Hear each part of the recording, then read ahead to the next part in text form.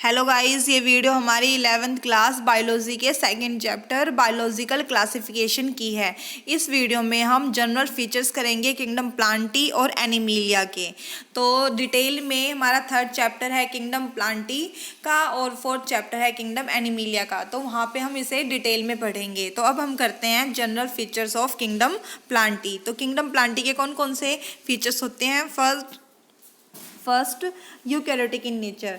Mostly they are eukaryotic in nature, मतलब जितने भी मोस्टली प्लांटी किंगडम में जितने भी ऑर्गेनिज्म आते हैं वो कैसे होंगे? यूकैरियोट्स होंगे, यूकैरियोटिक नेचर के होंगे। और यूकैरियोटिक क्या होता है?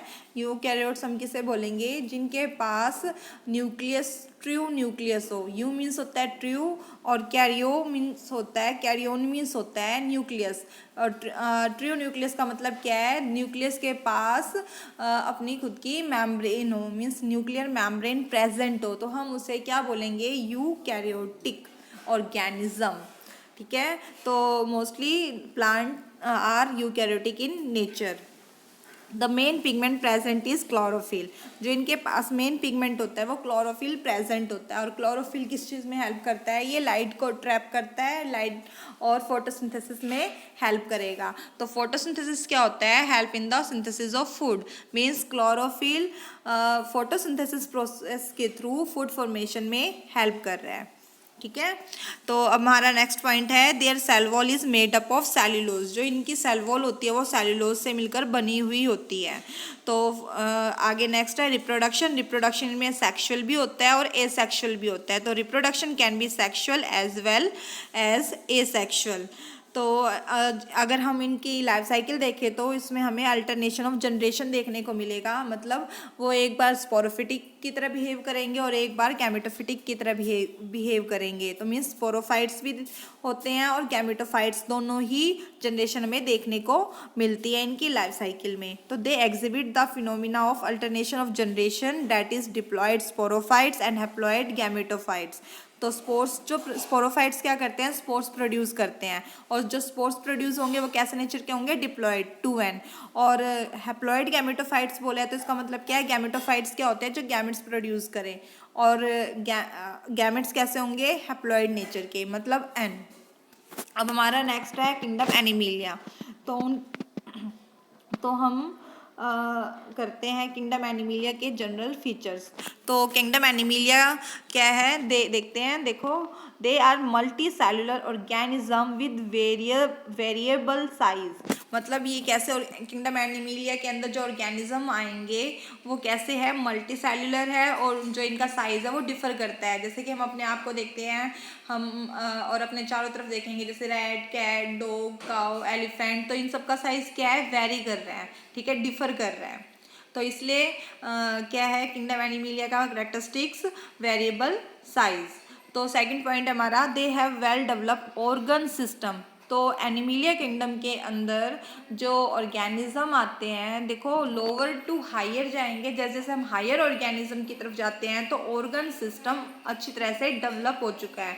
तो ऑर्गन सिस्टम कौन कौन से है? Skeletal system, circulatory system, respiratory system etcetera. तो जो ये सिस्टम है ये सिर्फ एक ऑर्गन से नहीं, इस सिस्टम में बहुत सारे ऑर्गन्स प्रेजेंट है और वो सभी कोऑर्डिनेट वे से वर्क करते हैं और एक दूसरे की हेल्प करेंगे। और जब ये सभी ऑर्गन्स एक दूसरे की हेल्प करते हुए मतलब अपना फंक्शन करते हैं तो उसे हम एक सिस्टम का नाम दे देते हैं। अब जैसे रेस्पिरेटरी सिस्टम है तो उसके अंदर क्या है? हमारे नोज, विंड पाइप, लंग्स, इन सब से मिलके बना हुआ है। तो ये सभी एक दूसरे की हेल्प करेंगे। ठीक है, फिर जाके हमारा रेस्पिरेटरी सिस्टम बना है। तो अब हमारा नेक्स्ट पॉइंट है बाइलेटरल सिमेट्रिकल। मतलब सिमेट्री कैसी है? बाइलेटरल। बाइलेटरल का मतलब क्या होता है? जब हम लॉन्गिट्यूडनल कट करेंगे तो जो लेफ्ट पोर्शन और जो राइट पोर्शन है वो इक्वल पार्ट्स में डिवाइड हो जाएगा। मतलब लेफ्ट पोर्शन में जो ऑर्गन्स हमें दिखाई दे रहे हैं वही ऑर्गन्स क्या है? उसका हाफ जो है वो हमें राइट पोर्शन में दिखाई देगा। ठीक है, और फिर हमारा नेक्स्ट है they have well developed locomotory organ. Locomotory organs का मतलब क्या होता है? लोकोमोटरी का मतलब है लोकोमोशन। लोकोमोशन मीन्स क्या होता है? जब हम कोई लोकेशन चेंज कर दें, ठीक है। जो लोकेशन चेंज करने में जैसे कि लिम्स हमारी हेल्प करते हैं, तो किंगडम एनिमिलिया में लोकोमोटरी ऑर्गन्स भी वेल डेवलप है। फिर आता है हमारा नेक्स्ट रेस्पिरेशन। तो रेस्पिरेशन किसके थ्रू होता है? Occur by gills, lungs, buccals, skin, lungs. तो देखो हमने स्टार्टिंग में किया था कि साइज वेरी करता है, तो रेस्पिरेटरी ऑर्गन जो है वो अलग अलग ऑर्गेनिज्म में अलग अलग है उनके हैबिटेट के अकॉर्डिंग, ठीक है। जैसे कि हमारे अंदर जो रेस्पिरेटरी ऑर्गन्स है वो लंग्स है। हम कहाँ रह रहे हैं? टेरेस्ट्रियल रीजन में। तो और जैसे कि फिश कहाँ रहती है? पानी के अंदर। तो एक्वेटिक रीजन में रहने वाले जो ऑर्गेनिज्म होते हैं उनके अंदर रेस्पिरेटरी सिस्टम, जो हायर ऑर्गेनिज्म है उनके अंदर ज़्यादातर क्या चीज़ होती है? रेस्पिरेटरी ऑर्गन गिल्स होते हैं, ठीक है। ऐसे ही अलग अलग ऑर्गेनिज्म में अलग अलग रेस्पिरेटरी ऑर्गन्स होते हैं उनकी फिजियोलॉजी के अकॉर्डिंग। तो अब आगे है membrane bound cell organelles with nucleus bounded by nuclear membrane. क्या मतलब है? जितनी भी सेल ऑर्गेनेलीज प्रेजेंट है उन सब के बाहर एक मेम्ब्रेन होती है, और जो न्यूक्लियस है उनके बाहर भी एक मेम्ब्रेन प्रेजेंट है। और स्टार्टिंग में ही हमने आपको बताया था कि मेम्ब्रेन बाउंड ऑर्गेनेलीज प्रेजेंट हो और जिसकी न्यूक्लियस के बाहर मेम्ब्रेन हो तो हम उसे क्या बोलेंगे? Eukaryotic organism. मतलब ये पॉइंट हमें यूकैरियोट्स के बारे में बता रहा है, ठीक है। अब हमारा नेक्स्ट है सर्कुलेशन। सर्कुलेशन कैसे होता है? Circulation occur by blood vessels and heart. ये सभी क्या है? हम हेल्प करते हैं सर्कुलेशन में।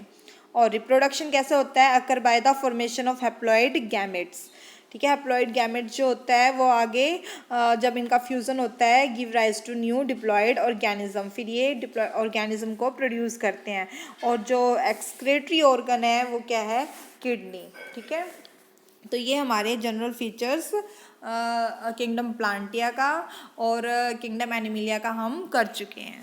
तो नेक्स्ट वीडियो में हम इसमें रहता है वायरस, वायरॉइड्स एंड लाइकन्स, वो करेंगे। आई होप आप समझ गए होंगे। Thank you.